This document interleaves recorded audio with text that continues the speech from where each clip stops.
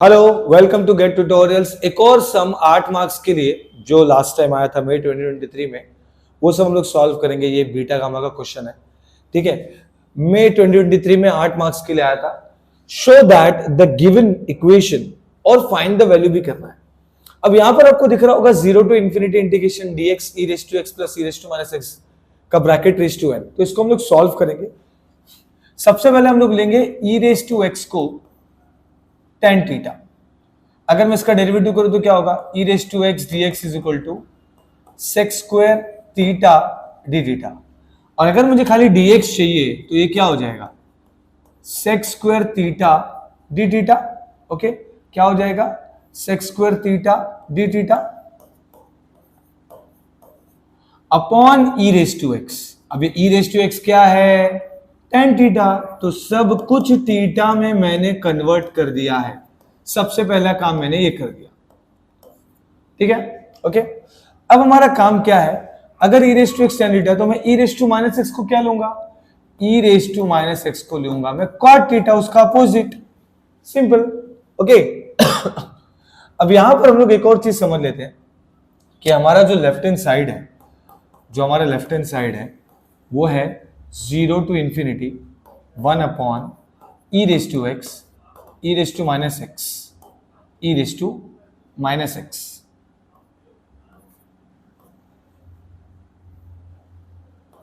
e raise to minus x raise to n dx। Okay, क्या मैं इसको ऐसे लिख सकता हूं, half of minus infinity to infinity लिख सकता हूं मैं, half of minus infinity to infinity लिख सकता हूं मैं। क्यों, क्योंकि अगर सपोज मेरे पास, अगर सपोज ये 0 टू इंफिनिटी है, मैं अगर माइनस इंफिनिटी ले रहा हूं तो ये इसका हाफ पार्ट हुआ ना पूरे का। तो मैंने वही किया है, मैंने क्या किया है, हाफ लिख के माइनस इंफिनिटी टू इंफिनिटी कर दिया। अब ये क्या हो जाएगा, अब मैं यहाँ पे पुट करता हूं और यहाँ पे सॉल्व करेंगे हम लोग। तो ये हो जाएगा half minus infinity to infinity 1 upon e raise to x के बदले मैं ले लूंगा tan थीटा, ठीक है। और ये हो जाएगा cot थीटा, और ये dx हो जाएगा sec square theta d theta upon tan theta. लेकिन यहां पर एक सबसे इंपॉर्टेंट चीज जो हमें करना है, लिमिट को चेंज करना पड़ेगा।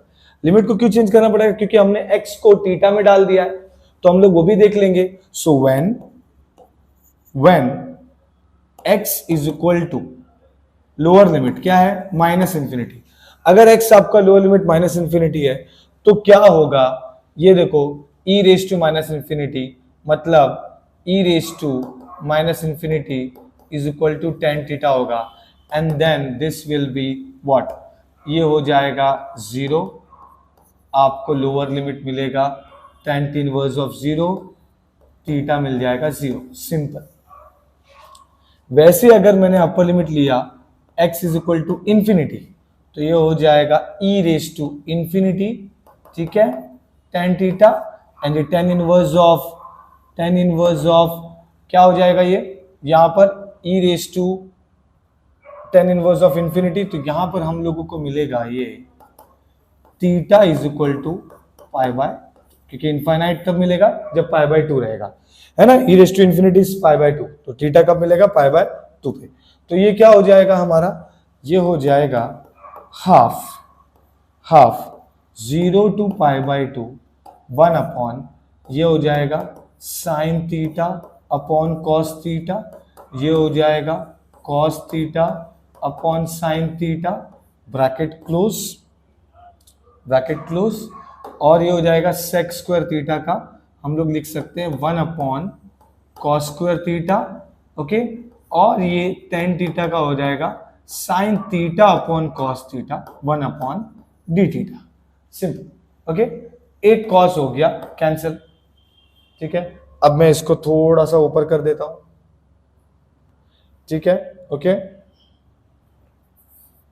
तो ये क्या हो जाएगा फिर, ये हो जाएगा half of 0 to pi by 2 cross multiply करो, ये हो जाएगा sine square theta plus cos square theta upon sine theta into cos theta और यहां पर भी क्या है, sine theta into cos theta. Is that clear? Okay, है ना? ये हमने यहां पे मल्टीप्लाई किया, यहां पे मल्टीप्लाई किया। ओके, ये सेक स्क्वायर को मैंने 1/cos स्क्वायर लिया था और tan थीटा को मैंने क्या किया था, sin/cos करके ऐसा लिख दिया। ठीक है, अब ये बेसिकली अगर आप ध्यान से देखेंगे, ये पूरे ब्रैकेट का रेस टू n है, यहां पर भी n है और ये भी रेस टू n रहेगा। तो ये क्या हो जाएगा, डी थीटा, ये हो जाएगा हाफ 0 to π/2 1/, ये हो जाएगा 1 क्योंकि sine square theta plus cos square theta 1 होता है, और ये हो जाएगा sine raise to n theta cos raise to n theta upon में। ठीक है, okay, and then this will be a bracket, और ये 1/sin theta into cos theta d theta. अब इसको क्या कर लेंगे हम लोग, ये हो जाएगा हाफ 0 to π/2। ठीक है, इसको ऊपर लेके जाएंगे, ये हो जाएगा sine raise to n theta cos raise to n theta, और नीचे है sine theta into cos theta d theta. Simple है। ओके, अब मैं इधर 1 है, इसको मैं 1 बोल सकता हूं, इसको भी 1 बोल सकता हूं, ऊपर लेके जाएंगे तो ये हो जाएगा हाफ 0 to π/2, ये हो जाएगा sine raise to n-1 theta cos raise to n-1 theta d theta. अब है ना, एक बीटा का फॉर्मूला है, आई डोंट नो आपको पता है कि नहीं। ठीक है, वो बीटा का फॉर्मूला देख लेते हैं। क्या है फॉर्मूला? क्या है? फॉर्मूला है कि अगर कभी 0 to π/2 रहा और sine raise to p theta है और cos raise to q theta है, तो ये हो जाएगा half beta of p + 1/2 and q + 1/2। ये हो जाएगा, करेक्ट है? मैं यहां पर इसको अप्लाई कर दूंगा, अप्लाई कर दो, ये हो गया हाफ 0 to π/2। ओके, 0 to, ये पूरा पार्ट, ये देखो, ये पूरा पार्ट का फॉर्मूला क्या लिख दूंगा मैं, सीधा लिख देता हूं। हाफ ऑलरेडी है, एक और हाफ आ जाएगा, बीटा आ जाएगा, p क्या है n-1, तो n-1 + 1 डिवाइड बाई 2, q क्या है n-1 फिर +1 डिवाइड बाई 2। अगर आप ध्यान से देखेंगे +1 -1 चला जाएगा, जो हम लोग को शो दैट वाला पार्ट बोला था, वो आ गया। क्या है वो 1/4 बीटा n/2, n/2, ये आ गया। हमको ये शो दैट बोला था। इसके आगे और भी क्वेश्चन है, तो लेफ्ट हैंड साइड जो हमारा सॉल्व हुआ है, जो हमको आया है, वो है मैं अगर इसको मूव करके आपको बताऊं, so the question was this 0 to infinity 1/e⁻x + e⁻x upon n हमने सॉल्व कर लिया। तो मैं इसको यहां पर लिख देता हूं कि हमने जो आंसर लाया है वो है 0 to infinity 1/e⁻x + e⁻x dx। ये हमको ये आ गया, ये हो गया इक्वेशन नंबर 1। मुझे और भी चीज में प्रूफ करने बोला, 8 मार्क का सम है, ठीक है, तो वो भी कर लेते हैं।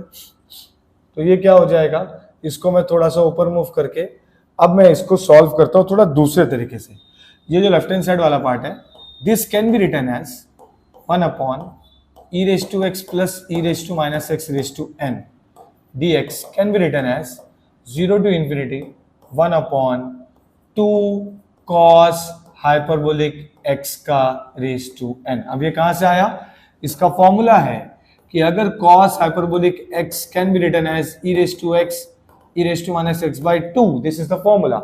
हमारे पास क्या है, e⁻x + e⁻x, 2 को यहां ले लिया, लिख दिया, सिंपल। तो ये बेसिकली क्या हो गया, ठीक है, वो फॉर्मूला वो मैंने यहां पे पुट कर दूंगा, ठीक है, मैंने पुट कर दिया 2 cos हाइपरबोलिक x।